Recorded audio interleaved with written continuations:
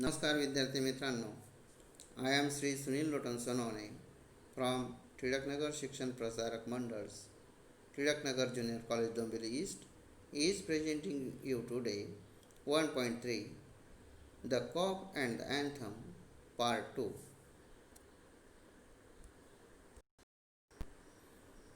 In the first part, we have seen that on the Sophie was unsuccessful in his attempt two times. Now, next,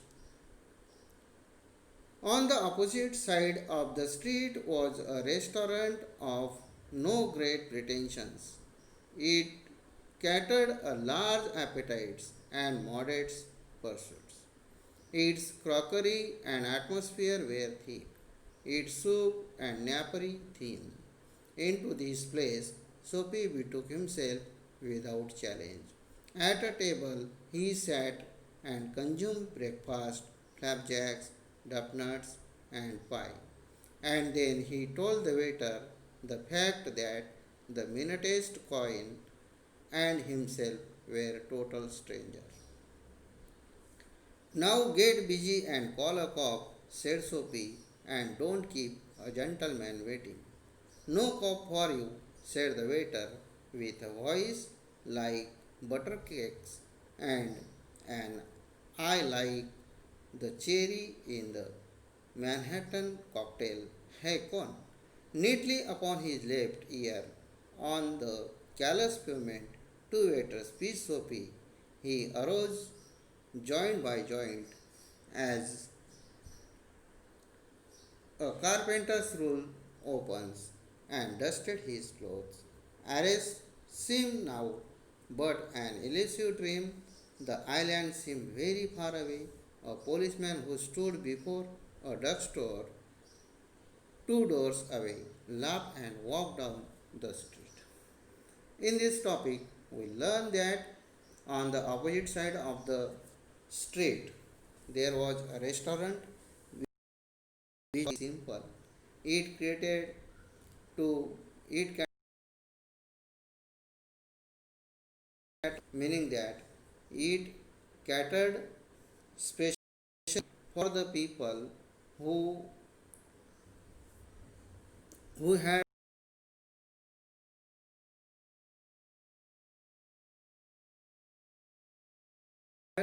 hair thick, its soup and napery thin.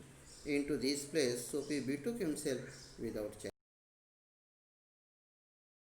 any challenge, entering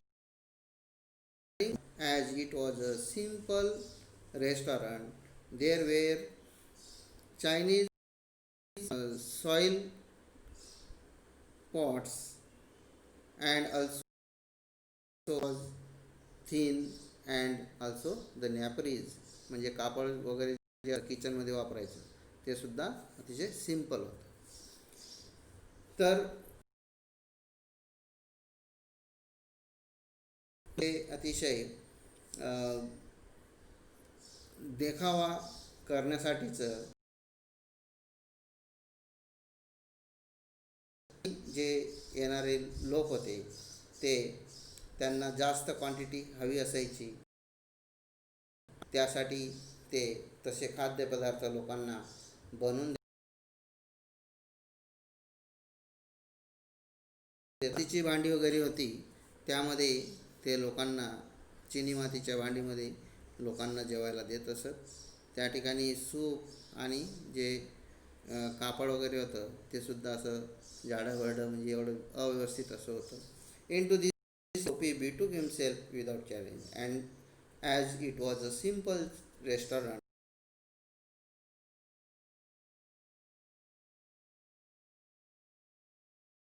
without challenge. At a table had and consumed breakfast, flapjack, ducknuts and pie. आणि त्या टेबलवर त्याने breakfast फ्लॅपजॅक म्हणजे काय तर फ्लॅपजॅक म्हणजे मालपुआ की जो गोड पदार्थ असतो गव्हाचा बनवलेला तो खाल्ला. आणि त्याचप्रमाणे डपनट्स तो एक लहानसा गोड असा कणकेचा गोळा शिजवून तयार केलेला असतो, गोड असतो. अँड पाई, की जे भाजलेलं मांस असतं ते फळं किंवा इतर पेस्ट्री घालून भाजलं असतं. आणि अशा प्रकारे सोफीने सर्व जे फूड आयटम्स होते they had very small coin to pay, and he was a total stranger and couldn't pay the amount.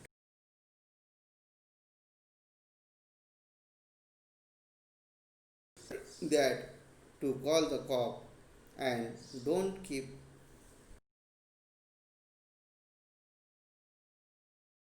gentleman. Then the waiter told him that no cop for him. The waiter's voice was like butter cake, uh, meaning that his voice was very rough and his eyes were red. And he told in a loud voice, "Hey, con." Sophie listened it neatly upon his left ear on the callous pavement. Two waiters pitched Sophie, and two waiters pitched Sophie, held down Sophie on the hard pavement upon his left ear. आणि मग त्या ठिकाणी जेव्हा त्याने सांगितलं की तुम्ही पोलिसांना बोलू शकतात आणि माझ्यासारख्या सभ्य गृहस्थाला या ठिकाणी वाट बघायला लावू नका, तर तो वेटर त्याला बोलला की तुझ्यासाठी पोलीस वगैरे नाही. आणि त्याचा तो जाड आवाज आणि त्याचे लाल भडक डोळे, त्या डोळ्यांतून अतिशय त्याला राग दिसत होता. आणि हे कोण या शब्दात त्याने त्याला खडसावले. आणि दोन वेटर्सनी सोफीला अतिशय कडक अशा त्या पेमेंटवर रब अशा त्या पेमेंटवर त्याच्या डाव्या बाजूला कानाचा जो डावा बाजूचा भाग होता त्या भागावर आपटले. ही अरोज जॉईंट बाय जॉईंट, आणि सोफी अतिशय दुःखाने निवडला. As a carpenters rule opens, आणि जसं काही सुतार लोहार त्याला बदडता आहेत, जसं लोखंडाला बदडतात तसं त्या सोफीला त्यांनी बदडलं. अँड डस्टेड हिज क्लोथ्स, आणि त्याचे कपडे धुळीने माखवले. Ares seemed now but an elusive dream. The island seemed very far away. Sophie seemed that his island seemed near, and it was a dream, beautiful dream for him. But it was difficult to come in true. A policeman who stood before a drugstore 2 doors away laughed and walked down the street. The policeman, there was a policeman, he laughed and walked down the street. आणि मग सोफीला बदलल्यानंतर सोफीला आता मनातून थोडा तो खुश होता. काही क्षणापर्यंत, जोपर्यंत त्याला बदलत होते तोपर्यंत तो मनातून खुश होता, कारण त्याला आता मनोमन वाटलेलं होतं की आता त्याची अरेस्ट ही नक्की आहे. आणि परंतु त्याचं ते तुरुंगात जाण्याचं जे स्वप्न होतं ते स्वप्नच ठरणार होतं, कारण ते पूर्ण होण्यासाठी अजून काही काळ होता. कारण जसा त्या ड्रग स्टोअरच्या समोर जो पोलीस उभा होता, 2 दरवाजे सोडून, 2 दुकानं सोडून, तर त्या ठिकाणी तो पोलीसमॅन हसला आणि रस्त्याने चालत निघाला. अशा प्रकारे सोफीचं हे स्वप्नसुद्धा भंग पावलं. Sophie was seized with a sudden fear that some dreadful enchantment had rendered him immune to arrest. He was in a state of panic, and when he came upon another policeman longing grandly in front of a glittering theatre, he caught at the immediate straw of disorderly conduct. Sophie stopped with a sudden fear that some dreadful enchantment, here enchantment म्हणजे काय, तर आनंद, भीतीदायक आनंद, had rendered him immune to arrest. त्या भीतीदायक आनंदाने त्याला काही क्षणापर्यंत जी म्हणजे काय त्याला ॲरेस्ट होणार तो असं त्याला वाटत होतं आणि त्याचबरोबर त्याने मारसुद्धा खाल्लेला होता आणि म्हणून या ठिकाणी ड्रेडफुल एन्चांटमेंट म्हटलेलं आहे की ते भयानक असं स्वप्न भुरळ घालणारं असं ते स्वप्न होतं की जे त्याला ॲरेस्ट करणार होतं. He was in a state of panic and when he came upon another policeman longing grandly in front of a glittering theatre, he caught at the immediate straw of disorderly conduct. He caught at the immediate straw of disorderly conduct, meaning that he was misbehaving as he wanted to be arrested, and the cop would take him into prison, so that he caught immediate straw of disorderly conduct. आणि मग सोपी त्या ठिकाणी वेळापिसा झाला आणि वेळासारखा तो वागू लागला. On the sidewalk, Sophie began to yell, drunken, gibberish at the top of his harsh voice. He danced, hollered, raved, and otherwise disturbed the skies. On the sidewalk of the street, Sophie L, meaning he was crying in a loud, sharp voice like a drunken man. Gibberish, meaning he was talking fast meaninglessly. व्यर्थ बडबड करत होता, किंचाळ्या मारत होता आणि एखाद्या झिंगलेल्या दारू प्यायलेल्या माणसासारखा तो करत होता आणि त्याच्याकडून जेवढं आवाज जास्त निघेल तेवढ्या जोराने तो रस्त्यावर ओरडत होता. ही डान्स हालोवड रॅवड, तो नाचला. हालोवड म्हणजे काय तर लाऊड डोलफुल क्राय, आक्रोश करणे. तो नाचला, त्याने आक्रोश केला. रॅवड म्हणजे काय तर आरडाओरडा करणे. टॉक अँग्रीली अँड वाईडली, अतिशय रागाने तो त्या ठिकाणी जोरजोरात रस्त्यावर बोलत होता. And disturb the skies, meaning that he disturbed all the surroundings. तर रस्त्याच्या बाजूला सोपी अतिशय किंचाळत होता, दारू प्यायल्यासारखा व्यर्थ बडबड करत होता आणि त्याच्याकडून जेवढं जोरात बोललं जात होतं तेवढा तो जोरजोराने बोलत होता. तो नाचला, ओरडला आणि अतिशय रागाने जोरजोरात तो बोलून त्याने जणू काही सर्व आसमंत डिस्टर्ब करून टाकलेला होता. The policeman merely twirled his club, turned his back to Sophie and remarked to a citizen. Then the policeman remarked to the citizen as he twirled his club. He turned his club and turned his back to Sophie.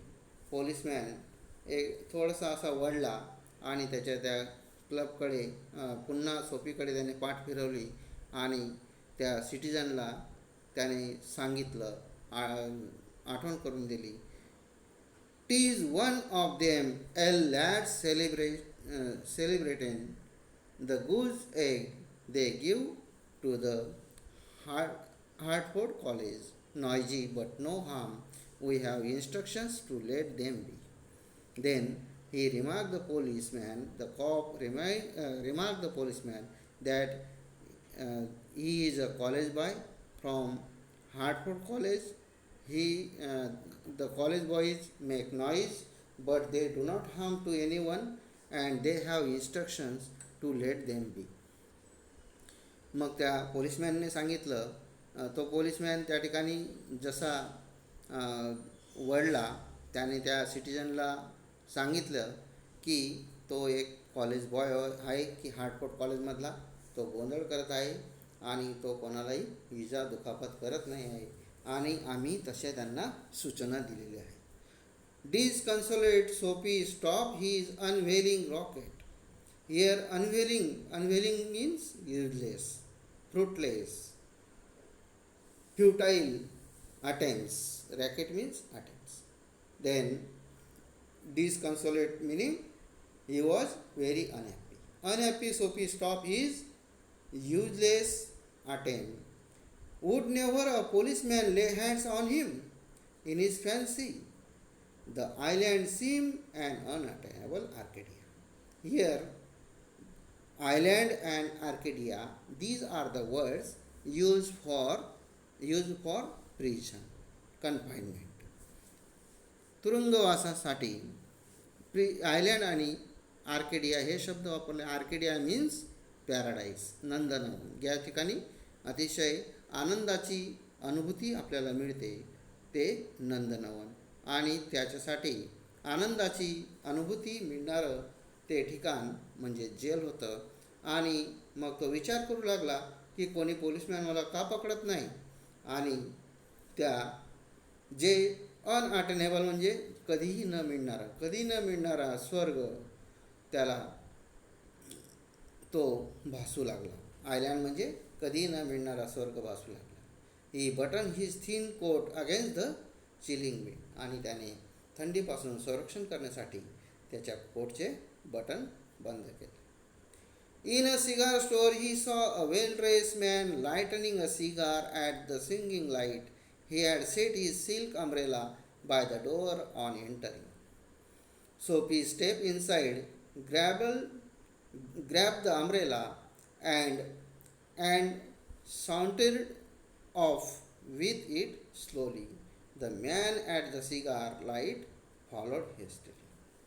Then, in a cigar store, he saw a well-dressed man who was lighting a cigar at the swinging light. He had set his silk umbrella by the door on entering. Sophie stepped inside the door and grabbed the umbrella and walked in a relaxed manner off with it slowly. The man at the cigar light followed him hastily. आणि मग नंतर सिगरेटच्या दुकानावर एक व्यक्ती, चांगले कपडे वगैरे नीटनेटके कपडे असलेला व्यक्ती सिगरेट त्या ठिकाणी पेटवत होता, आणि त्याने त्याची जी छत्री होती सिल्क अम्ब्रेला ती दरवाजाच्या बाजूला ठेवलेली होती. सोफी त्या दरवाजाच्या आत गेला आणि ती अम्ब्रेला त्याने उचलली आणि अतिशय रिलॅक्स अशा आरामात तेथून तो हळुवारपणे निघाला. आणि जसं त्याचं लक्ष गेलं तसं तो सोफीच्या मागे घाई गडबडीत निघाला. My umbrella, he said stern.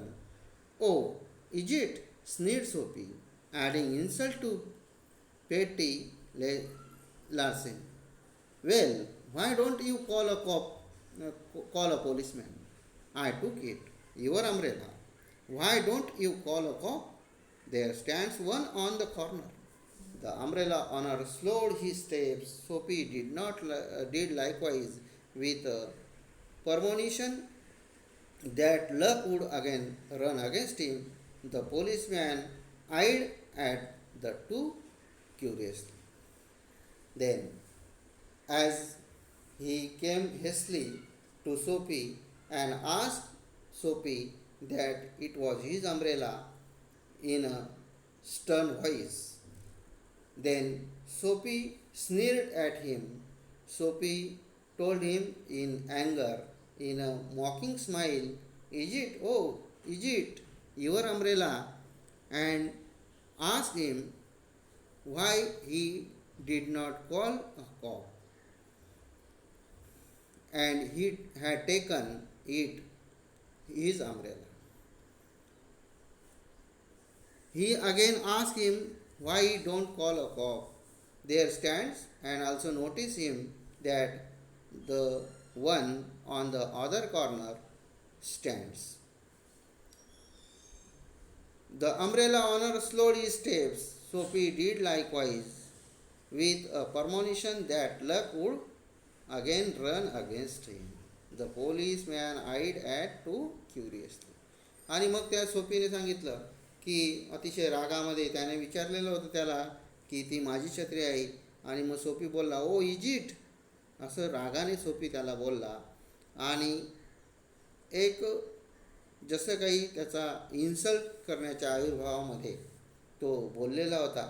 आणि त्याने त्याला सांगितलं की मग तू पोलिसाला का बोलवत नाही, मी ते तुझी अम्ब्रेला घेतलेली आहे, ही तुझी आहे का, आणि मग पोलिसांना का बोलवत नाही, त्या ठिकाणी समोर एक पोलीस उभा आहे कॉर्नरला, असं त्याने सांगितलं.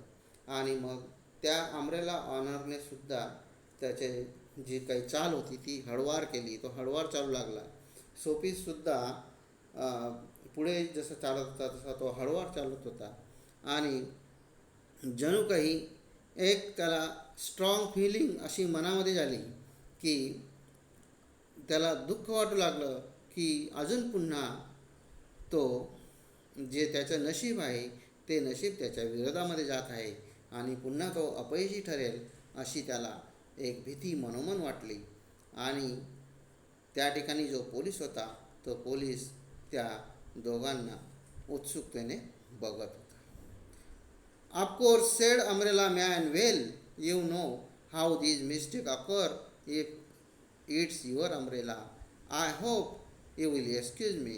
I picked it up this morning in a restaurant. If you recognize it as yours, why I hope you will. Then the umbrella owner acknowledged that it was the mistake occur, whether it was his umbrella. He hoped that he would excuse him. He had picked it up that morning in a restaurant. Whether he recognized it as his, then why he hoped he would that it was his umbrella. आणि मग त्या umbrella ऑनरने कबूल केले की ठीक आहे, एक mistake घडली आहे. आणि ज्या एका ठिकाणी तो गेलेला होता त्या ठिकाणी ती अम्ब्रेला तिथून त्याने त्या सकाळी रेस्टॉरंटमधून उचललेली होती. आणि जर का त्याने त्याची ती अम्ब्रेला आहे असं ओळखलं असेल तर मग मी कशाला त्या भानगडीत पडू वगैरे अशा आविर्भावात त्या अम्ब्रेला ऑनरने सोफीला सांगितले. Of course Sophie savagely. The ex-umbrella man retreated. The policeman hurried to assist a tall blondie in an opera cloak across the street in front of a street car that was approaching 2 blocks away. आणि मग सोफीने सांगितलं, of course it's mine, he said savagely, म्हणजे खूप रागाने तो बोलला. धमकी रानटीपणे तो अतिशय अनावर रागाने तो बोलला. The ex umbrella man retreated, meaning that त्याने माघार घेतली. The police man hurried to assist a tall blondie. Blondie म्हणजे काय तर स्त्री. A person with pale yellow hair, yellow कलरचे केस असलेली ते व्यक्ती, त्या व्यक्तीला ओपेरा क्लॉक या ठिकाणी रस्ता क्रॉस करण्यासाठी पोलिसमॅनने मदत केली. तर या ठिकाणी ज्या ॲक्टिव्हिटीज आहेत त्या बघूया आपण. तर या ठिकाणी first activity, complete the following web by listing the food item that Sophie drink and eat up at the table in restaurant. तर या ठिकाणी ज्या ॲक्टिव्हिटीज आहेत त्या बघा. तर ब्रेकफास्ट, डबनट्स, पाई आणि फ्लॅपजॅक्स. These are the 4 food items that Sophie consumed. Second activity, read the story and match the incidents given in column A with consequences given in column B. Sophie said savagely to the umbrella owner that of course it was his umbrella. 2 waiters pitched Sophie on the careless pavement. तर याचं जे incidence आहे, हे 2 incidence, त्याच्या दोन्ही इन्सिडन्सचे त्या ठिकाणी कॉलममध्ये एक इन्सिडेंट त्याचे मॅच करायचे. तर आता Sophie said savagely to the umbrella owner. Sophie रागाने त्या अम्ब्रेला ऑनरला बोलला, of course it was his umbrella, ती त्याची अम्ब्रेला होती. तर अम्ब्रेला मॅनने काय केलं, रिट्रेट केली, माघार घेतली. 2 waiters pitched Sophie on the careless pavement. He stood up slowly, beating the dust from his clothes. जेव्हा सोफीला त्या ठिकाणी पेमेंट्सवर जोराने आदळण्यात आलं तेव्हा काय केलं? Sophie stood up slowly beating the dust from his cloth. त्याचे कपडे त्याने, तर ही आन्सर आहेत बघा. तर त्याने त्याचे कपडे झटकले. Next activity,